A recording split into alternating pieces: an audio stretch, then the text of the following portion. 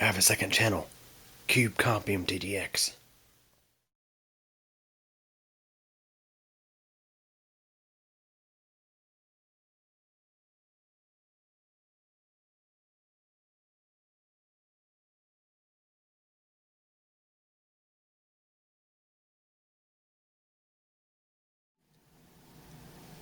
Hey everybody, here's something I haven't talked about in a while on this channel, and that's magicJack. So back in, I think it's 2008, magicJack was released. It started out as an as seen on TV magical product that you would just simply hook the little device up to your computer's USB port, plug in your telephone, and make free local and long distance calling to the United States and Canada for a flat rate of $19.95 a year. And this is back around a time when old-fashioned telephone service and even the digital phone offerings from like Time Warner Cable and the likes were still pretty freaking high, including Vonage. They were up there too. So to have this little device come out on the market, you would purchase this thing for $39.95, and it would include your first year of service. It seemed like a great deal, and it actually was a great deal if you had the technical know-how to set it up and get it running right. See, magicJack catched a lot of they caught a lot of crap really because of the original magicJack, it was kind of flawed in a way, and it was the original magicJack was kind of destined for failure when you think about it. Now, say if you had a good, powerful PC, a good, solid broadband internet connection, chances are your experience with magicJack would be pretty good to very decent. It was actually a pretty good steal if you didn't have an existing home phone number, and you wanted to get yourself a home phone for cheap. Let's say you dropped your home phone years ago and just went with your cell phone, and you wanted to add a traditional phone back into your house. I mean, this thing here could do it. Or if you wanted to add a second line, that's another thing these were great for. But let's say if you had a crappy computer, and I'm talking, let's say we're talking back in the time when Windows XP was still the main operating system. And although I loved Windows XP, it did have its flaws in a way. And the computers back then, let's see, some people buying these things had such low-end computers. We're talking, let's say, 2 gigahertz Sauron, 256 megs of RAM, Windows XP Home Edition, and a DSL internet connection. People would buy these things. Those people would buy these things, and of course, their phone, the quality of their phone service would be crap, and they would be like, "Oh, magicJack sucks. This thing's horrible." Well, a lot of the problems the original magicJack had were related to the computer it was plugged into.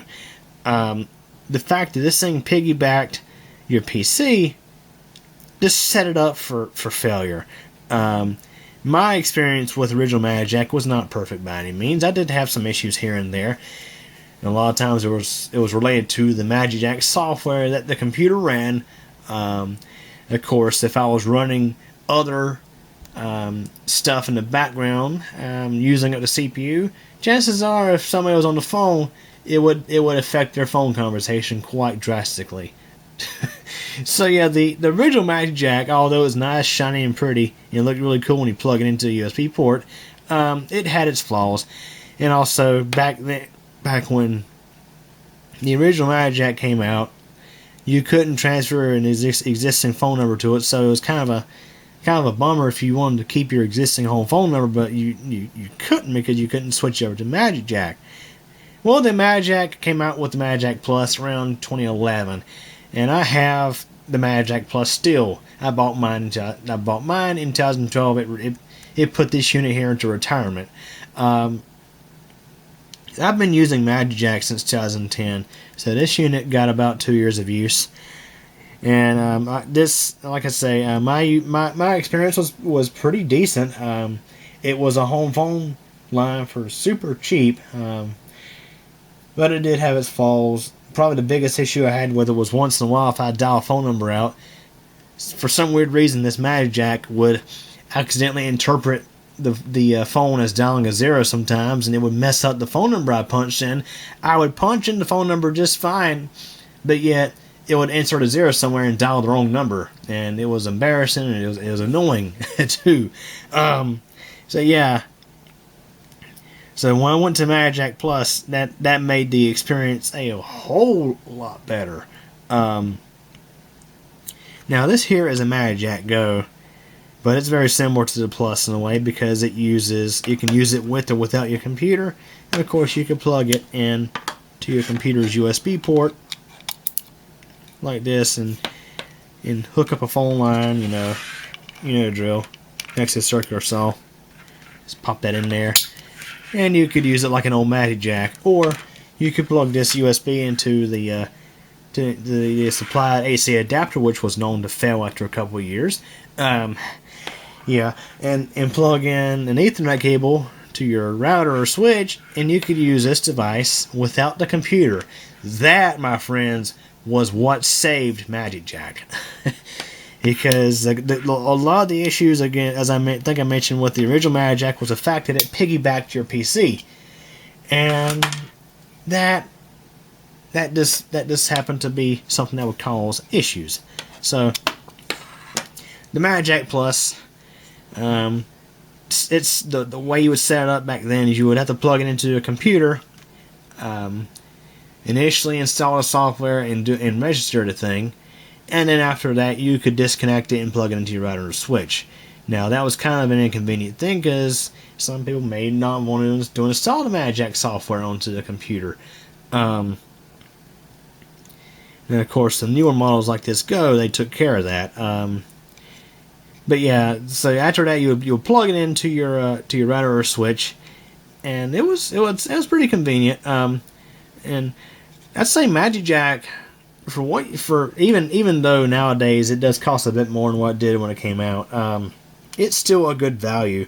You do still get a lot of features. For example, the voicemail. The voicemail to email is a nice thing. Some phone companies charge you for that.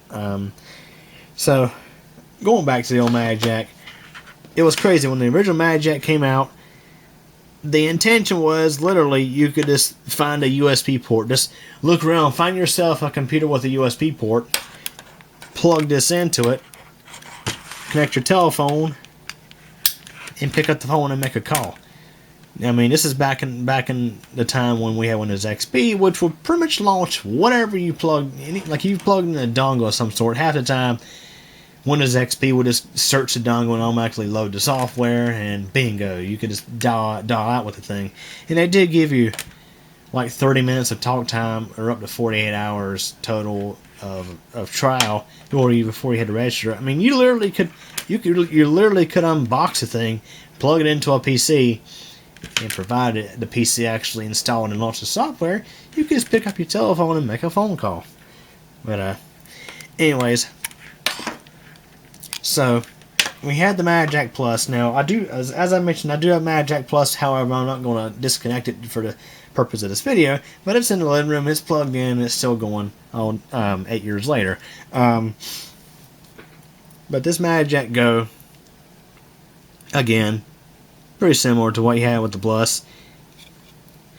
So, when they released the magicJack Plus, or right before that, magicJack introduced the feature to where you could transfer your existing phone number to magicJack, and that was a thing. That was what allowed my parents and other people to switch to magicJack and save money, because of course they wanted to keep their phone number. That was a nice thing. You would pay when they first launched the feature. They would charge, I think it was $20 to port in an additional $10 a year on top of your yearly service to keep that number. I think nowadays it's As a matter of fact, the recurring annual $10 fee didn't last long at all. Matter of fact, I think it may have lasted a year, if even that. Afterwards, you would just pay a one-time fee. I think nowadays it's like $10. You would pay a $10 fee to transfer your existing phone number into magicJack. That way you could keep your home phone number and still be able to save money and had the flexibility of this little device. That was a nice thing.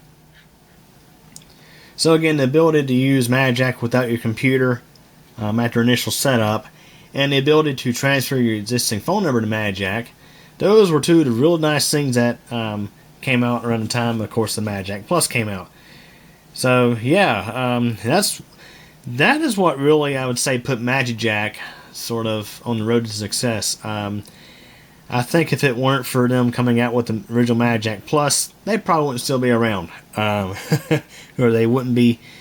They wouldn't be as successful as they are now. And of course, I'll be talking about how much easier it has gotten to register a magicJack later on. But so after the original magicJack, original magicJack Plus, in 2014, magicJack came out with another magicJack Plus. They called it the 2014 magicJack Plus. Now, I don't have one of those either. However, it was a bit larger than the original magicJack Plus. It was probably about, I don't know, about this large or so.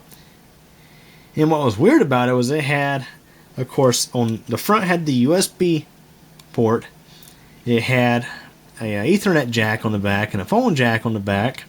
Had a little slot on the side that said for supposedly for Wi-Fi. And on the other side, it had two USB ports like those on a computer.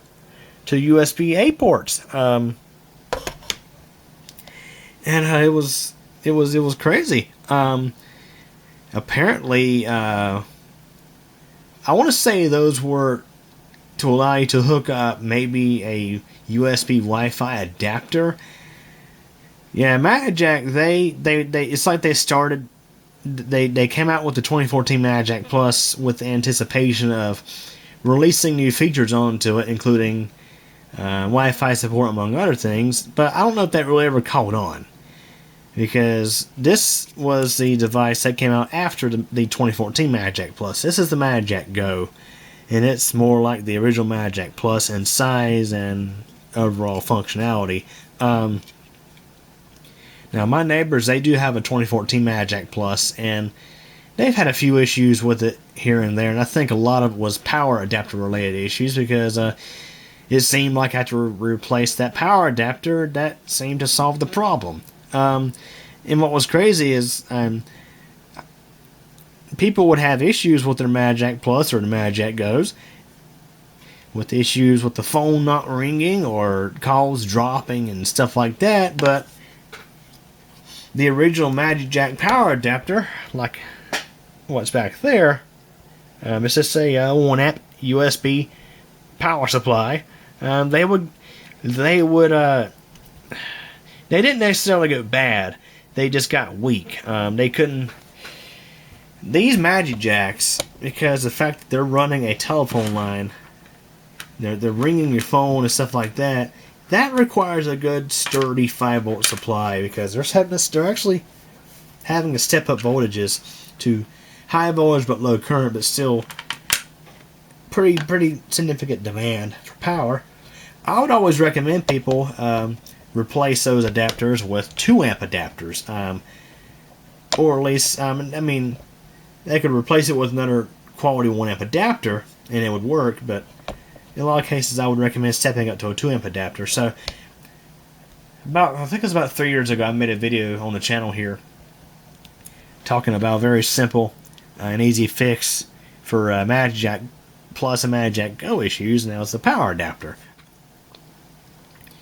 But I was just never really a big fan of the 2014 magicJack Plus. I mean, it was bigger, it ran hot. I mean, my parents' neighbor's magicJack, the 2014 magicJack Plus, it gets hot as a match.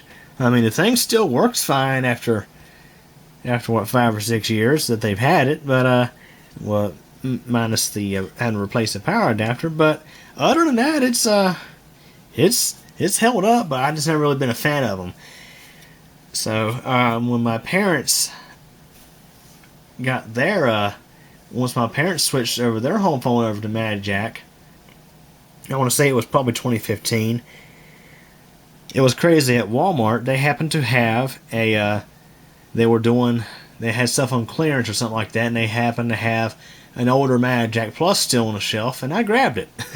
I bought it because the old magicJack Plus devices, I think, were more reliable than the 2014 magicJack Plus devices, and probably more reliable than these. Matter of fact, this one here was replaced because it was having an issue, random issue. So that brings up something I'm going to talk about later in the video. But anyways, after the 2014 magicJack Plus, we got the magicJack Go, which again I did mention about this a little bit already. It's really similar to magicJack, first magicJack Plus in overall size and design. And what was nice about the magicJack Go was they really simplified the registration process. With the new magicJacks, you don't even have to plug it into your computer registry. You just plug it into your network, into an Ethernet jack, and plug your phone into it, and plug this into a USB power supply that's included. Then you would go into a computer that's on the network, the same local area network as your magicJack. You would go to mjreg. I think it's .com or one of them sites. I can't remember if it's .com or .net. I'm just going to say mjreg.com, and you would just follow the steps to register. And you would either create a new magicJack account if you're a first-time user, or you would sign into your magicJack account to add the device to your account, and you could transfer your existing service over to it. So if you had purchased an existing, let's say, 5-year plan, you could transfer that over just fine. So they made the whole registration process a lot easier, to where you didn't have to have you didn't have to plug it into a computer at all. You just plug it straight into your LAN, and that was it. But you still could you could still plug it into your PC, and that was one of the things that was really neat about magicJack is the fact that, let's say, you could use it as your home phone, but let's say if you had to go on a trip somewhere, let's say if you had to go somewhere for a while, and lots of people know your home phone number, you could just take this on the road with you, plug it into your laptop, and whether it's Wi-Fi, a good Wi-Fi connection, and you can still place calls with this thing. That's what's neat about, for example, even the new magicJack is you could disconnect it from your home network, take it with you wherever you go, and if you happen to be staying somewhere for a while, and you want to have your home phone number with you, you could take this thing with you wherever you go and plug into a USB port on the computer, and bam, you have your home phone wherever you want to take it. And it wasn't against our terms to do that, unlike Basic Talk, which prohibited that, I think. But with this, you could take it wherever, and that was one of the neat things about magicJack. Anyways, back to the device. So again, magicJack Go, practically the same as the magicJack Express, practically the same as the magicJack Home, just different names, practically the same adapter, maybe different color. So if you go buy a magicJack, this is pretty much what you'll get. As a matter of fact, so what's neat about magicJack is sometimes you'd find them on sale. This is a brand new one. This is a magicJack Go, brand new in the box, never before used. So this is what you would get if you was to purchase one of these.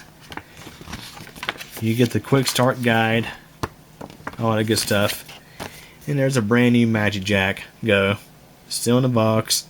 Inside is also a USB extension cable, power adapter, and an Ethernet cable.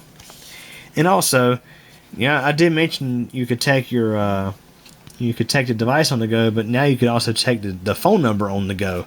And that was a feature they released with the magicJack Go. I'm not exactly certain. I've never tried. I'm not certain if you could take if you have a magicJack Plus, if you could take your phone number on the go. But that was one thing that they advertised with the go, was you could take your magicJack number on the go and never miss a call by just downloading the companion app. I've never used that, and I don't really, that's not something I really necessarily cared about. I mean, of course, that's a neat feature. But one of the reasons why I have a home phone is because I can use that number for signing up for services, and if they only call me and I'm at work, I ain't got to worry about my cell phone ringing all the dang time. So yeah, that's one of the reasons why I still have a home phone in 2020. I did make a video about this back in the beginning of this year. So again, if I mention the price, $9. These things, I think magicJack's suggested retail price is like, it varies. I think it was like $40 or $60. And there for a while, the original magicJack Plus was selling for like $69.95, but it would include the first year of service. Then they came out with, of course, the magicJack Express, which it will give you the device, but only give you 3 months of service. So it will give you a discount, but you have to pay for. You have to purchase additional service at an earlier time. But what's neat about this is the one that has a full year of service. So if I want to add additional phone line to my house, or if I want to have a home phone line for cheap, happen to get lucky and find one of these on sale for $9, I would get the device and a year of service for $9. And what's neat about this is I've noticed with magicJack is as long as this thing is still sealed and has never been used, you could plug it up and activate it and register a phone number. Bam! Have you a year of service and everything. I think, matter of fact, let's say if you was to come across a new old stock magicJack Plus from 2012, still in the blister pack, I'm pretty sure you could still register that thing and get a year of service with it. So now that I've talked about some of the neat things about magicJack and some of the things I've liked about it, let's go and talk about some things that are just so-so or just kind of ridiculous with it. I just mentioned you come across a new old stock magicJack still in the box or still in the factory sealed packaging. Yeah, you could register that thing and get service with it. But one thing that just bugs me is, let's say your buddy buys a magicJack. Let's say a magicJack Plus, for example. Let's say they bought magicJack Plus back in 2013, for example, just a random year. They used it for a year and I'm like, I don't want to use this no more. And they put the magicJack in the drawer and forget about it. Well, the thing is with magicJack, let's say Joe got their magicJack many years ago. They used it for a year and was like, I don't want to use it no more. The thing is, you couldn't give that magicJack to your friend, and the thing is, they couldn't. I mean, you could give it to them, but they wouldn't be able to register it under a new account and use it. See, that's the thing about magicJack that kind of bugs me is once the device is activated, that device is permanently paired to a specific account. You cannot ever register that device with a new account. Like for example, this old magicJack has not been registered since 2012. It hasn't been used with the service since 2012. I could not give this to a friend and they would be able to register it under a new magicJack account and purchase service. See, the thing is, you couldn't. Like for example, this device. Let's say if it was working 100% perfectly. Let's just say I didn't use it no more and the service expired on it. By the way magicJack works, I could not give this to a friend and they couldn't register a new account and purchase magicJack service and use this device for their magicJack service. Pretty much the hardware is disposable. Once you register it under a given account, it's permanently tied to that account. If the person passes away, you couldn't inherit their magicJack. I mean, yeah, you probably could if you wanted to keep using their old magicJack account. I mean, the thing is,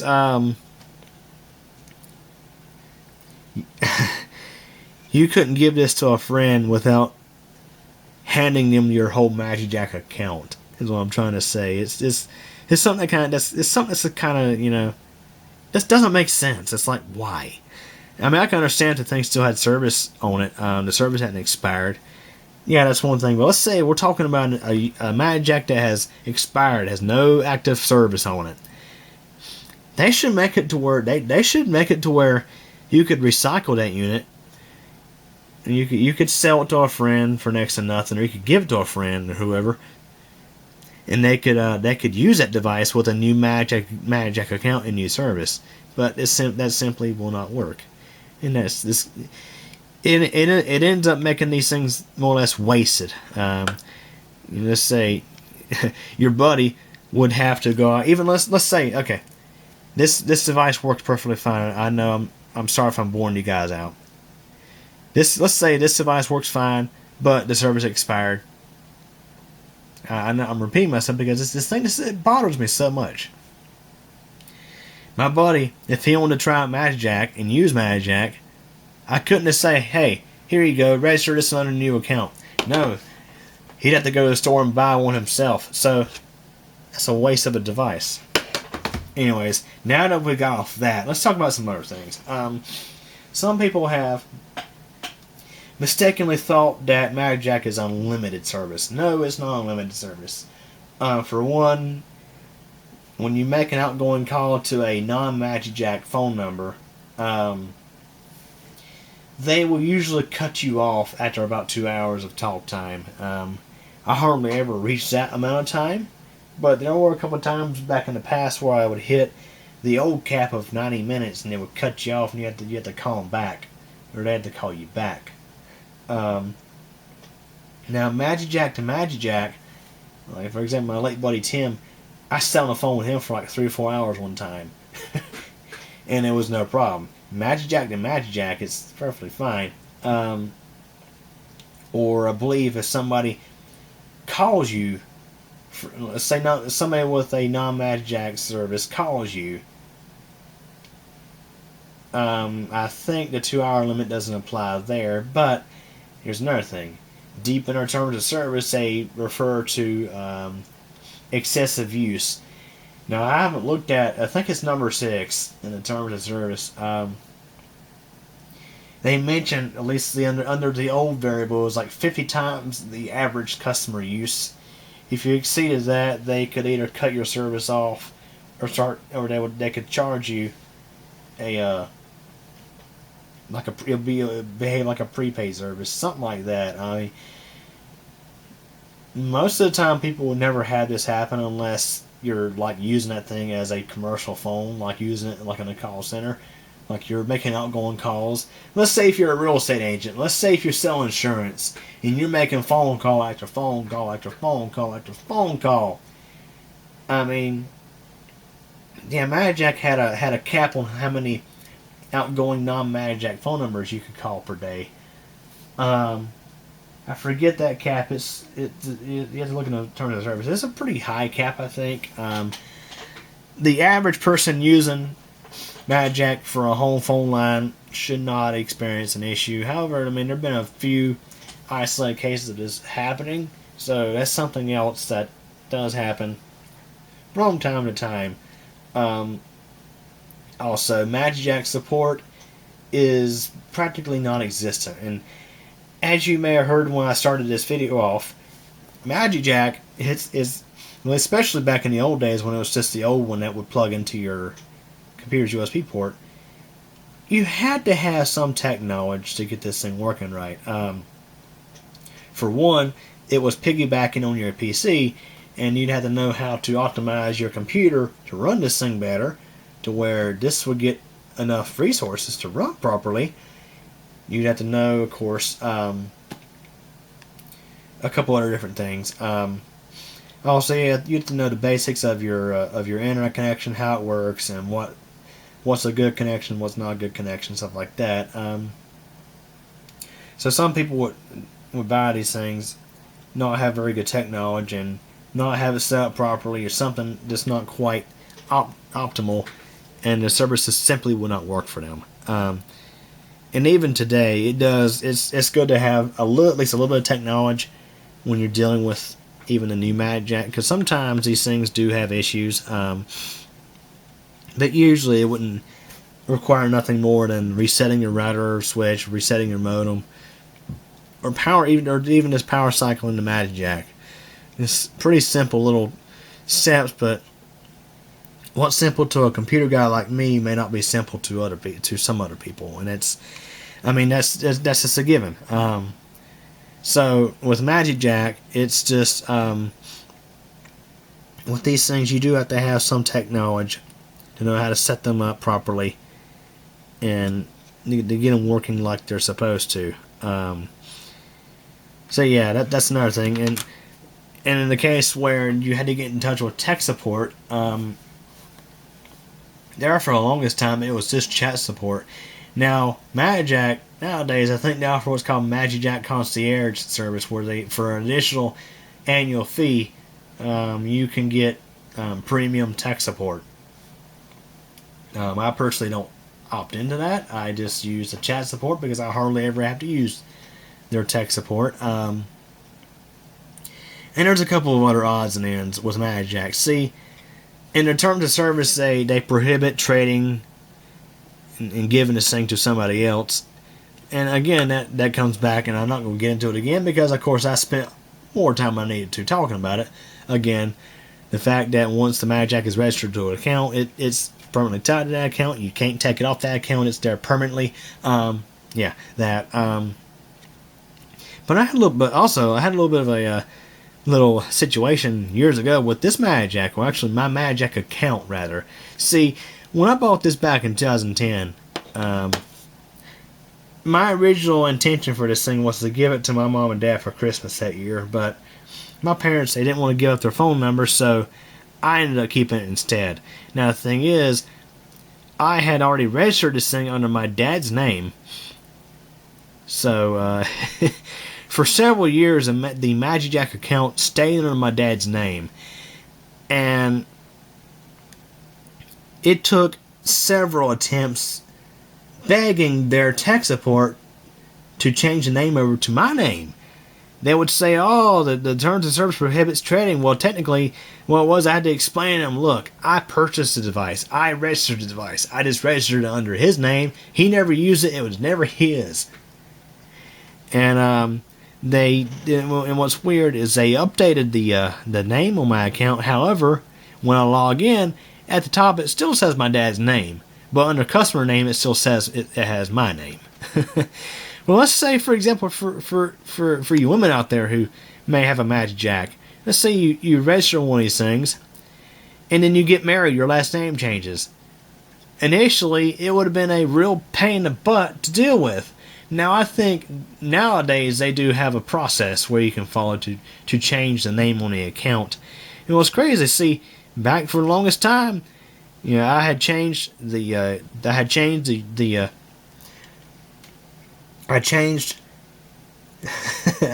email address and password on that account, but for the longest time, it still had my dad's name. It was just like, okay, come on. Yeah. So, anyways, I was finally able to get that straightened out. But yeah, their tech support can be really hit or miss. Half the time, the people you chat with don't know what they're talking about, and I'm saying that in a nice way. I could use some other terms that wouldn't be appropriate for this video, but I'm going to opt not to use them today. Some of their chat support reps I've had hit or miss experiences with them. And also, when you want to do a chat support, it's such a pain in the butt to even get to the chat support thing. I had to follow some weird tricks in order just to get the chat window to pop up on the computer that way I could start a chat session. So yeah, support for this thing is practically non-existent. They do offer some support, but it's just not that great. I mean, what do you expect is for what they charge you for this? Now considering they charge you what I think the base you can actually purchase month of service for this thing now from magicJack, and it's like $3 a month, which is still cheaper than the cheapest plan from like Spectrum for home phone, which is like $10 a month. But when you're paying $3 a month, you would expect a little bit better as far as support goes. Now, I think they have gotten better. I can say that the chat support has improved since I remember it being the way it was back in, let's say, 2011. It's definitely gotten better since then. But when the service costs as much as $3 a month, or I don't know, $100 for 3 years, I forget what I think I was able to get in there 5 years of service. I forget what year it was I renewed. I think I was able to get in there 5 years of service for like $120, something like that. I forget exactly what, but with the service costing as much as $3 a month, you would expect a little bit better as far as tech support goes. And also, magicJack has been they're very bad about upselling when you go to register the thing. They want to upsell you with vanity phone numbers and auto renew and stuff like that. And some people are like, don't ever give your credit card to magicJack. Well, my card number is on file on the website, but you just gotta be careful when you for example, when you register the thing and when you renew service, that you gotta watch carefully the website, because a lot of times they like to opt you into auto renew automatically, or they want to tack on this extra feature for a little extra price, or this and that. And like I say, it's just it's unfortunate, but it's like, what do you expect? Okay, now we spent some time talking about some pros and cons of magicJack over the years. Here's something else y'all might be interested in. So, of course, magicJack comes with 911 service. Used to be they didn't charge anything else for it, but now they have to charge a fee due to the government stepping in and saying, hey, y'all need to collect this fee. So, depending on where you live, your 911 service may range from, I don't know, $5 to $10 a year. Mine's about $7 a year. So, you may be wondering, does that 911 service actually work? Well, I personally have not had to dial 911 service, but my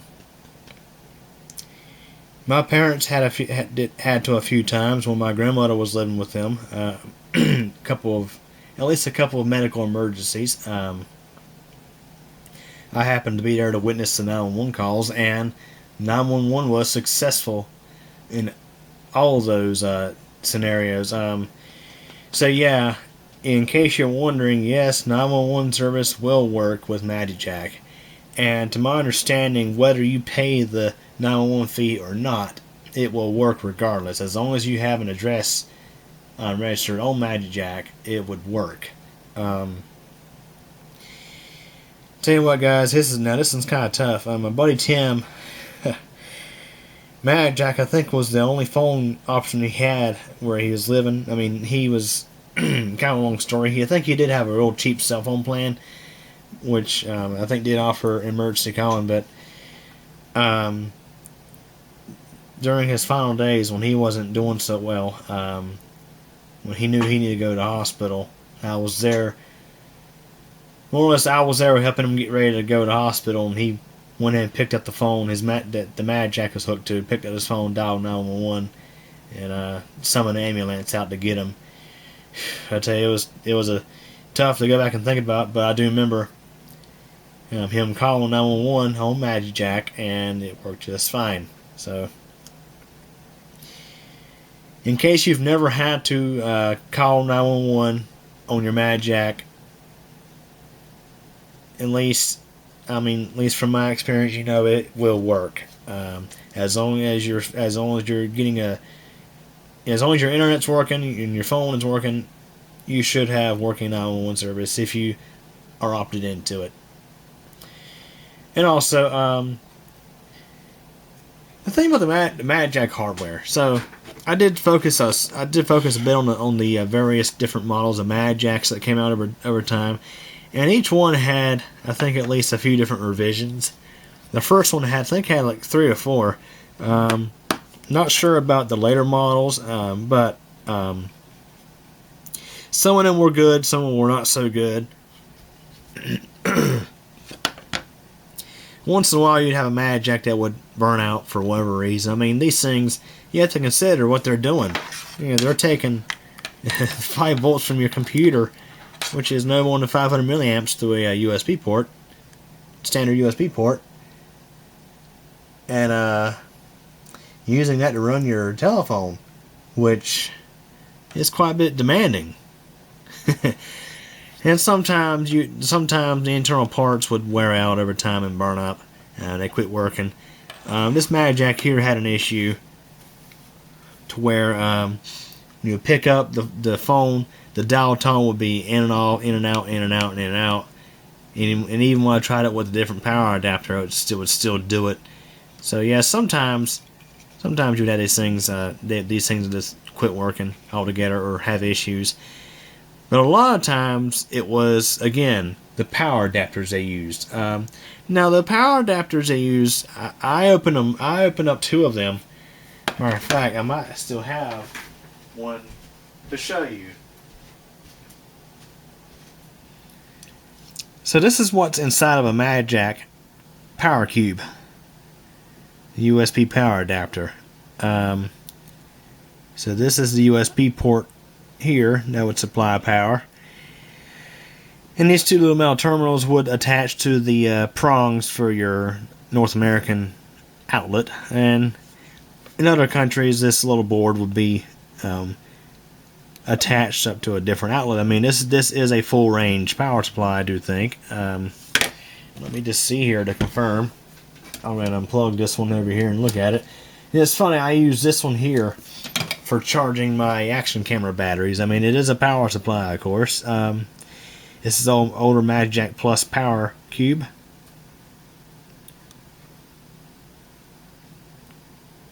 I think it is full range. Yep, 100 to 240 volts, full range.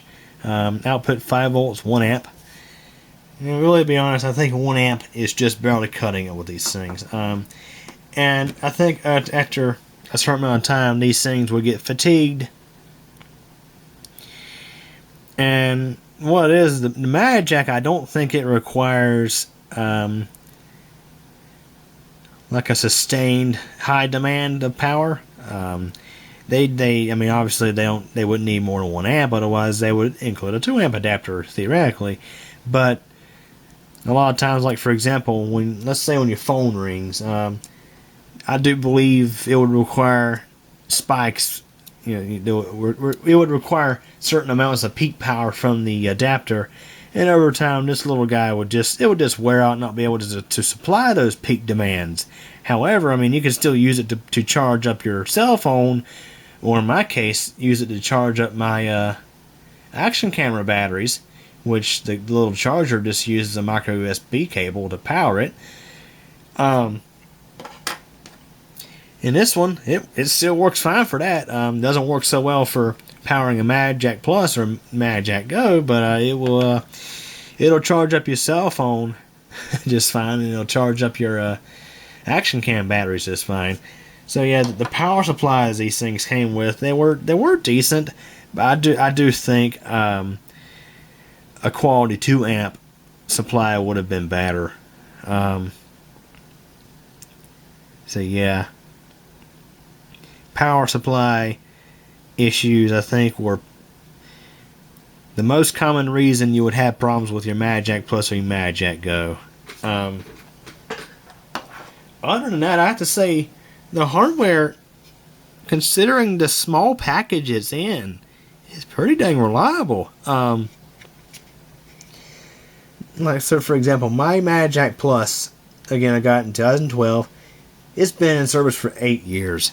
I do notice, however, now or at least kind of lately, I do hear a bit of a fuzzy sound in my phone.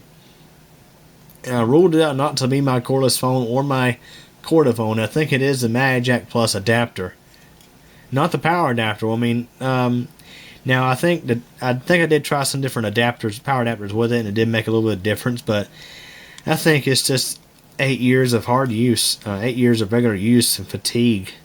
I mean, the thing still places calls just fine, and I still receive calls just fine with it. I mean, I still use it, but it might be in need of replacement here in the next couple of years. I might have to replace it with one of these. My parents also have again, if I think I mentioned it, my parents have a first gen magicJack Plus. They got theirs again a little bit later. They've been using it quite a bit. Matter of fact, theirs gets a crap ton of more incoming calls because my dad transferred his phone number over to it, and he's always gotten a ton of phone calls. So that thing has gotten a ton of use. So I have to say, overall, magicJack hardware is pretty reliable, with the exception of the power adapters that they supply. They're practically they wear out with time.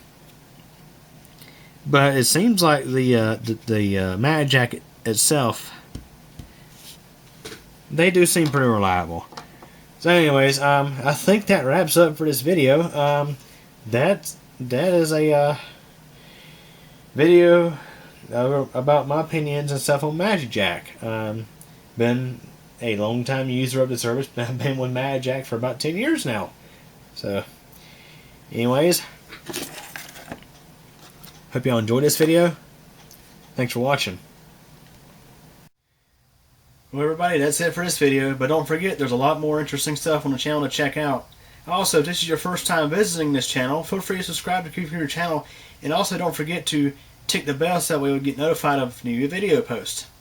If you like this video, please give it a thumbs up, but if you really didn't like it, there is the alternative option available as well. Also, feel free to check out my second channel, CubeCompMTDX. There you'll find videos about bicycling, weather, elevator tours, and all sorts of other neat, interesting stuff. I hope you guys enjoyed this video. Feel free to come back, and thank you for your support.